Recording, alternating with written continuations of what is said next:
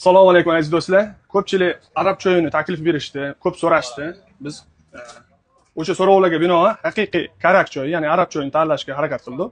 Kardamon, qalampir munchoqlardan foydalanib, mana bu choyni ko'pchilik biladi. Karak choyi Turkiyadan chiqadi, Dubayda ancha ommalashgan, Toshkentda o'rganishdi. Endi bu ham qaysidir ma'noda dvoyniga, ikkinchisi. Parasho holatdagisi.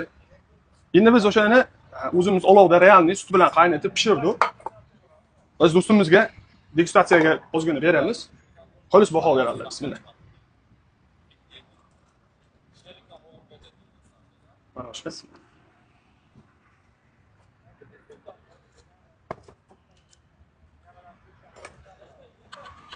Zo'r choy. Ajoyib sutga o'xshaydi ta'mi ham. Boshqacha. Tabiiy. Aromati hidlari nima deydi o'sha? Zo'r. Ichganmisiz edi biror joyda? Yo'q, men hech ichmaganman, lekin bundan ichib ko'rdim. Ta'mi umuman boshqacha. Bir-biriga naturalniy narsada. Bu oddiy choyga o'xshab qolgan, ammo lekin tabiiy ekan haqiqatdan. Hammaga tavsiya qilamiz ichishni. Kelinglar. Xudo xolasa bundan bag'ga bu karak choyimiz, Arabistonda ko'p iste'mol qilinadigan choyimiz, haqiqiysini pishirib qo'yamiz termizlarga. Kelib bizdan topishinglar mumkin. Manzil o'sha Chorsudan O'chiga yurganda, Sumalak Shaldirimiz svetoforini yonidamiz.